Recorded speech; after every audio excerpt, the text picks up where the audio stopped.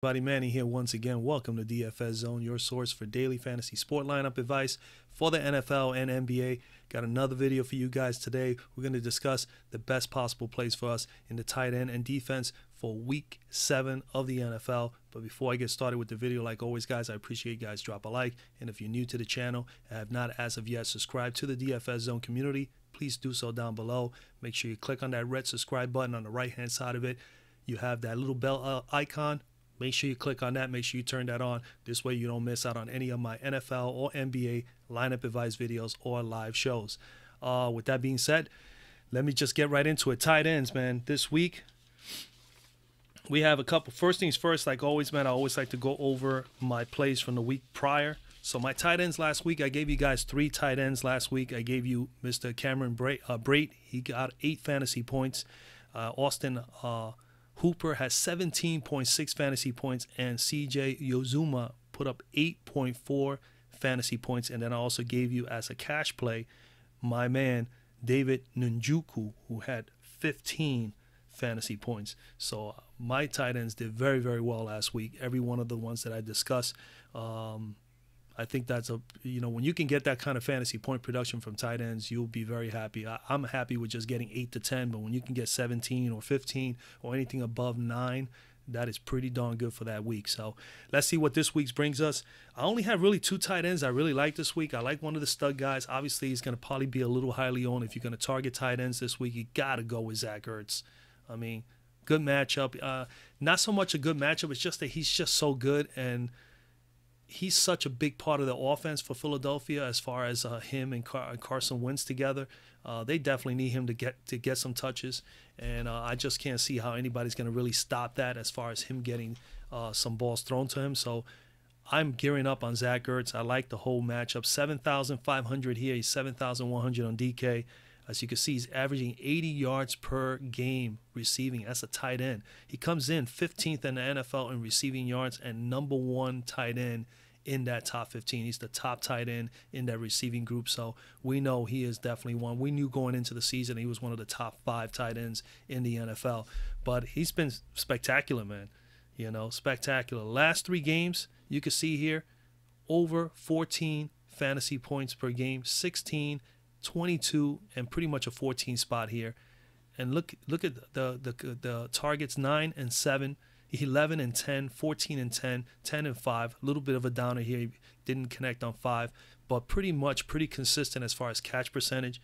30 in the last 3 games. These last 3 games are the big ones right here. 2 100 and 2 100 plus games, 110 and 112 here. And look at this, 11 of 10 and 14 of 10. That is very impressive. These 3 games here, that's 34 targets. 27 receptions, 265 yards gained, 9.8 yards per catch. And then, of course, the 2 100-yard games and 2 TDs over the course of the last 3. That is very, very impressive. And as you can see in the last 2 games, he has actually gotten inside the end zone. And anytime you can get this kind of production from a tight end and he gets in the end zone, you're going to get 12, 13, 14, even as much as 15 fantasy points per game. As you can see in this one here, because of the large receptions, he got 10. He got 110. It's pretty much over 10 yards per catch here, pretty much closer to 11 yards per catch if you really want to narrow it down. That is pretty expressive. Same thing, about 11 yards a catch here in this game. I mean, he's just been fantastic, man. And he's going to continue to get the ball. They're going to continue to throw it to him because he is one of Carson Wentz's favorite guys to throw to. And the offense revolves around. This is a tight end base offense. They definitely put a game script for Mr. Ertz to be very much involved. He has played, they're going up against Carolina. He has played against Carolina before, and that last game he played against them, he had 2 receptions for 18 yards, and they were both 2 touchdowns. So not a huge game as far as yards and targets and receptions, but the 2 receptions he did get had to be in the red zone, and he had 2 TDs. Overall, the prior game before that was back in 2015, which was the last time before this. The last game was last year, and the prior one was 2015. Had 5 receptions for 63 yards. So he's had some success against this team, against the Carolina Panthers. In the red zone, 11 targets this year, 5 receptions, 36 yards, 2 TDs. Inside the 10, he has had 5 targets, 3 receptions, 19 yards, and 2 TDs. So that means inside the 20, his 2 TDs thus far have been inside the 10. All right, going up against Carolina. Carolina is 15th in pass defense allowed this year, 256 yards per game, 9 TDs, 7.6 yards per catch, and they are going up against a young man that's getting 9.8 yards per catch on the average right now. Versus tight ends this year, they've given up 25 receptions, 249 yards, and 2 touchdowns, coughing up 17.8 DK and 10.3 Fanduel points. Carolina, that's in the middle of the pack. It's not the worst, but still quite a bit of fantasy points to tight ends. In the red zone, Carolina 81.8% of the time have given up a touchdown to the opponents. The opponents are just averaging 2 opportunities per game and scoring 1 touchdown and 1 field goal. Philadelphia's red zone offense 56%. Definitely need to improve there. They're getting at least 4 opportunities in the red zone per game and only scoring 2 touchdowns. So pretty much 52-53% for them. They definitely need to improve, but I love the matchup simply because we know for a fact he's going to get the usage. They're going to go to him. He's going to get at least 8 to 10 targets pretty much per game. As you can see here, he has gotten pretty much 10 all the time, except for last week getting 9. So he's pretty solid, and he's definitely has got the potential to get you 20, as you can see. So he has upside. Zack Kurtz, definitely in play, man, for me. I think he's a solid play. My only other tight end I'm thinking of, and I'm going to go to the well ahead, and I've been talking about him all year long. I hope that I'm one of the ones everybody recognizes. Hey, this guy is always talking about David Njoku. I told you guys from day one, told you from the preseason. I said he has a great connection with Baker Mayfield, and I told him it's just going to be a matter of time before Baker is going to keep hitting this young man because he's so athletic, he's strong, he is willing to do all the extra things that a tight end does, but he's just a great athlete. And when you got athletes like Baker Mayfield and company, you got Jarvis Landry. Again, this is a great week for Cleveland, for some of the guys that, they're going up against Tampa Bay. Tampa Bay gives up a slew of passing yards, so it's an opportunity. I love Njoku here at the tight end spot, but Landry is someone to definitely keep an eye on in this game as well. All right, so let's look at David Njoku. 40.8 yards per game, 1 touchdown. He finally got in the end zone. I said that last week. The only thing he needs to do is get in the end zone, and look what he does. He goes and gets in the end zone, and I tell you, as soon as he gets in the end zone, he's going to get 14, 15, 16 fantasy points, and that's what he got last week. 15 fantasy points. This week, he'll probably get in there again. And as you can see, the targets have gone up 7, 10. I told you he was going to continue to get more touches, and here we go. He got 12. He got 2 more additional touches last week against the Chargers. 7 receptions, 55 yards. He's been targeted in the last 3 games where this has all been starting to get going with Baker Mayfield. 29 times he's been targeted. 18 receptions, 176 yards, 9.7 yards per catch during the course of that span. And as you can see, his fantasy point totals have gone up. 7, he crushed 7 here with pretty much a 10 spot, and then last week 15. So he's on the up and up. I could see this guy being a regular 14 to 15 fantasy points per game as a tight end, which is a heck of a lot of damn points. And I did mention last week also, if you didn't see the video, go back and take a look at it. I did say that by the time this year is over, David Njoku is going to be one of those tight ends that people are going to consider as one of the top tight ends in this league.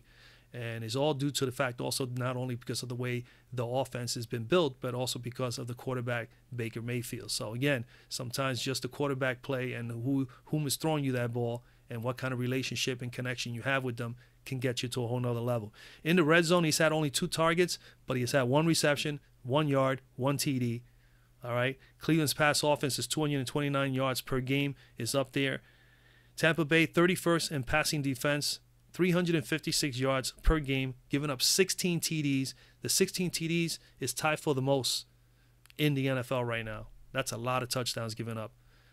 They also have been giving up 9.3 yards per catch. That's the most in the NFL. And we got a gentleman here who is a tight end and is averaging 9.7 yards per catch. So we know that he has an opportunity to possibly get some 8 to 10 yard receptions against his team.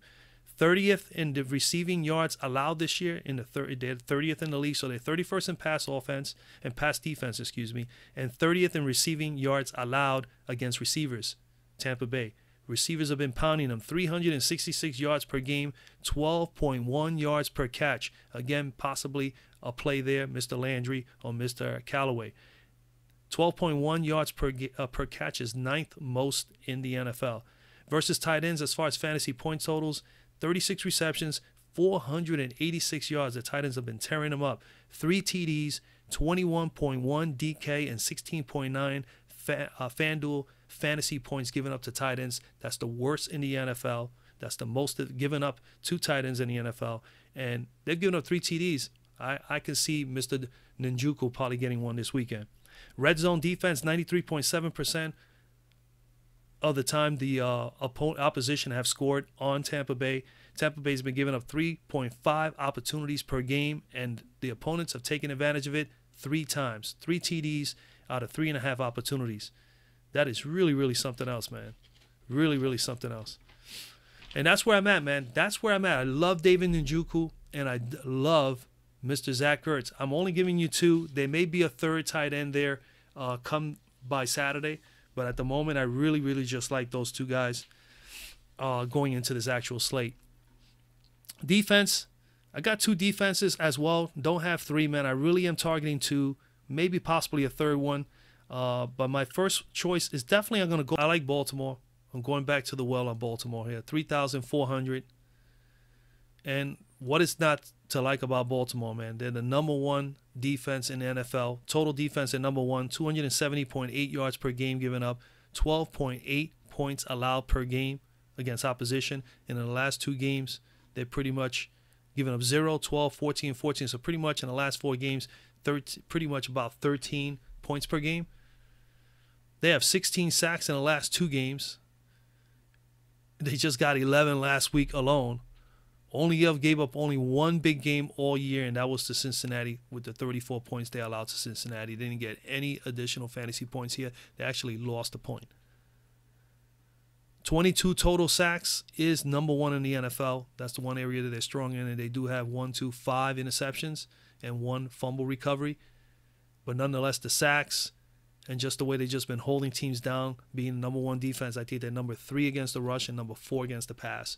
So they've been really, really good. And on top of that, their offense has gotten better. They're like 9th in pass offense, and I think the 11th or 12th in rushing. So overall, the Baltimore Ravens are a pretty balanced team. So, I mean, I am willing to go back to the well. I know they're playing New Orleans. I know New Orleans is a high-powered team. I know I recommended Drew Brees on DraftKings for $5,700 because that is too cheap. You got to take at least a stab at him. I'm going to have some exposure to him on DraftKings only, not on Fanduel. But I definitely love Baltimore Ravens as one of the better defenses to pick up this week. So, definitely the Baltimore Ravens. Second team is right above them, man. I don't know if people are going to talk about them, but the Buffalo Bills have been really surprising me, and I love the numbers I see here. Buffalo here against the Indianapolis Colts, man. They have been giving up 22 points per game, but that number has been slowly but surely going down, all right? If you look at them, 3,400, same price as Baltimore, 2,300 on DK. Pretty much 3 out of their last 4 games, they have held opponent. They have gotten 12 fantasy points or more. You got 17 here, 12 and 14. This little 6 spot here against Green Bay, which is not too bad. 17, 12, and 13. So 3 out of the last 4, at least 12.5 fantasy points per game. They're 8th in the NFL in total defense. 8th. They have been showing that they have definitely improved on defense the last few weeks. They've only been giving up 311.7 yards per game to opponents. In the last 4 games, holding opponents to 13.5 points per game. Right here. A 6 spot here. After the first 2 games, 31 and 47, they have turned this thing around. If it wasn't for these big, huge numbers they gave up to the Chargers and Baltimore earlier this year, they would look so much better. And remember, I was attacking them because of this and going after them. And then I realized, hey, you know what? Now, the last 2 weeks, I've been really noticing that they've been really playing well. Now, granted, they play Houston and Tennessee. Green Bay game was definitely against a team that has a good offense. They definitely shut down a good offense in Minnesota. So they're capable of shutting down anybody. And I think they have a good chance to neutralize Indianapolis, who only really has a passing game. 14, 12, 22, and I can see them getting a couple big turnovers. They have 19 sacks, which is 3rd in the NFL, 5 interceptions, which is 12th in the NFL. They have 7 fumbles, which is #1 in the NFL, and they have 13 forced fumbles, which is #1 in the NFL as well. So they're definitely going after the ball. These guys are stripping. They are making plays. So the Buffalo Bills, we call them a little scrappy team. They are very scrappy. a bunch right now on defense, and I'm impressed with them. So I am definitely all over the Buffalo Bills in this game against Indianapolis. I could see them getting a little bit into the skin of Mr. Andrew Luck, putting him in vulnerable positions, and maybe, just maybe, he may cough up one or throw one away and get some additional fantasy points. When you're looking for the fantasy points from a defense, you want sacks, you want interceptions, you want fumbles. You want to see those things develop in the course of a game.